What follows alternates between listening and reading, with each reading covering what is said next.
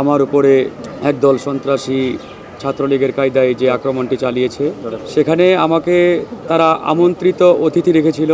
আমি সেখানে বক্তব্য দেওয়ার জন্য যাই। তো বক্তব্য দিয়ে আমি যখন বের হব, আমি শহীদ মিনারের সেই সিঁড়িগুলো দিয়ে নিচে নামতেছি।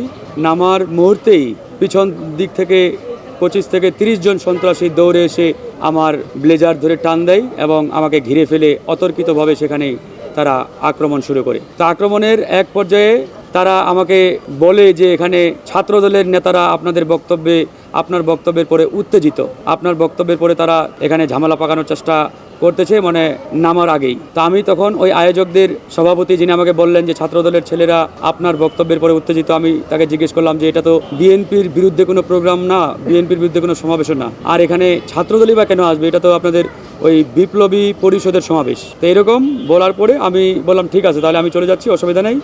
আমি থাকলে যদি আপনাদের প্রোগ্রামে কোনো সমস্যা হয়, আমি সেটা চাই না, আপনারা সমাবেশটি কন্টিনিউ করেন। তো এটা বলে আমি সমাবেশ স্থল ত্যাগ করে আমি নামবো ওই শহীদ মিনারের সিঁড়ি দিয়ে।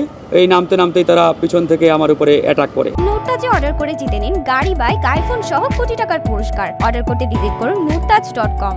তো অ্যাটাক করার পরে ওখানে আপনারা সবাই দেখেছেন সেই ভিডিওগুলো। তারা এক পর্যায়ে আমাকে আক্রমণ চালাতে ঢাকা বিশ্ববিদ্যালয়ের যে মেডিকেল সেন্টার আছে, সেই মেডিকেল সেন্টারের গেট পর্যন্ত আমাকে নিয়ে যায়। সেখানেও তারা আমাকে ছাড়ে নাই এবং তাদের এই আক্রমণটি পরিপূর্ণভাবে বিগত হাসিনার আমলে আমরা 21 বার হামলার শিকার হয়েছি, ঠিক একই কায়দায় তারা এই আক্রমণটি চালিয়েছে। এখানে ছাত্র দলও ছিল না, বিএনপিও ছিল না, আর এই বক্তব্য বিএনপির বিরুদ্ধেও না। তো সুতরাং তারা কেন এরকম একটি ধোঁয়াশাপূর্ণ পরিবেশ তৈরি করে আমার উপরে আক্রমণটি চালালেন, সেটা অবশ্যই আজকে বড় একটি প্রশ্নের বিষয়। আমার কাছে যেটি মনে হচ্ছে, তারা পরিকল্পিতভাবে বিএনপি এবং গণ অধিকার পরিষদকে মুখোমুখি দাঁড় করানোর জন্য কিংবা একটা পরিস্থিতির মধ্যে ফেলে দেওয়ার জন্যই মূলত আমার কানে এরকম একটা বিভ্রান্তি তারা সৃষ্টি করে বলেছে যে ছাত্রদলের ছেলেরা এখানে। কারণ ছাত্রদল তো সেখানে যাওয়ার প্রশ্নই আসে না। প্রোগ্রামটি হচ্ছে বিপ্লবী পরিষদের, ছাত্রদলেই কেন যাবে বা ছাত্র শিবিরেই বা কেন যাবে সেখানে? তো সেই জায়গায় তারা আক্রমণ চালিয়ে, বাকিটা আপনারা সবাই ভিডিওতে দেখেছেন। ওই সময় আমার সেন্স সেভাবে ছিল না। আমার সহযোদ্ধারা এবং উপস্থিত যারা রিক্সা চালকরা ছিলেন, ওনারা আমাকে ওই রিক্সায় তুলে পরে পিজি হাসপাতালে নিয়ে আসে। তো ওই সময় দু একজন সাংবাদিক আমাকে জিজ্ঞেস করে কারা আক্রমণ চালিয়েছে।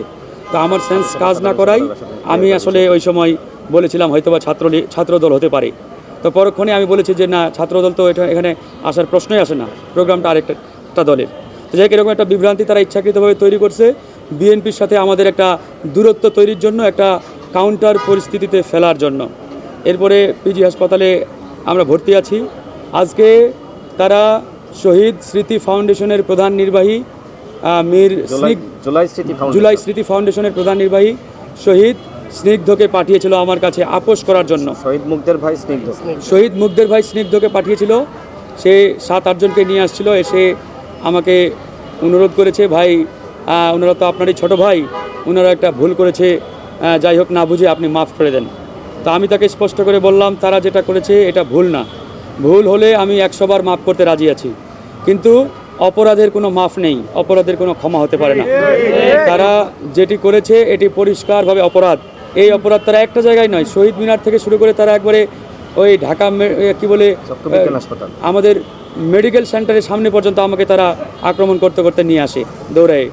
তো এটা তো কোনোভাবেই ভুল না, এটা অপরাধ। তো এই অপরাধের আমরা কোনোভাবেই মাফ করতে পারি না, মাফ করার কোনো সুযোগ নেই। আমরা অবশ্যই এই সন্ত্রাসী যারা, খুনি যারা, এদের সর্বোচ্চ বিচার চাই। আরেকটি কথা মনে রাখতে হবে, আজকে যারা আহত বা শিক্ষার্থী দাবি করছে, এরা কেউ আহত কিংবা শিক্ষার্থী নন। আমার উপরে যারা হামলা চালিয়েছে, এরা কোন অ্যাঙ্গেল থেকে আহত, দৌড়ে দৌড়ে ছাত্রলীগের সন্ত্রাসীদের মতো আক্রমণ চালাচ্ছে। এবং আমরা এদের ছবি ভিডিও আবার দেখতে পাচ্ছি, আমাদের এই সার্জিস সহ বেশ কয়েকজনের সাথে ছবি ভিডিও, অনেকের সাথে এরা এরকম ভিডিও ফুটেজও ইতিমধ্যে সোশ্যাল মিডিয়ায় আসছে। সার্জিস গতকালকে আসছিল, আমি সার্জিসকে বললাম, হ্যাঁ তোমার নামটা আসছে, তুমি বলছো ভাই আমি তো জানি না, আমি গত পরশুদিন সারাদিন চিটাগংয়ে ছিলাম। তো ভালো, তুমি ডিএমপির কমিশনারকে ফোন দিয়ে বলো, এই হামলাকারীরা তো চিহ্নিত, ভিডিও ফুটেজ ছবি সব মিডিয়ায় আসছে, ওদের গ্রেপ্তার করে রিমান্ডে নিয়ে জিজ্ঞাসাবাদ করতে যে এদের পিছনে কারা আছে, কাদের ইন্ধনে, কাদের প্রেসক্রিপশন এরা বাস্তবায়ন করছে। তো এটা এদের গ্রেপ্তার করে জিজ্ঞাসাবাদ করলেই তো হয়, কিন্তু তারা সেটি করে নাই। এখানে দেখতে পাচ্ছি এই সন্ত্রাসীদের গ্রেপ্তার করতেও তারা গড়িমসি করছে।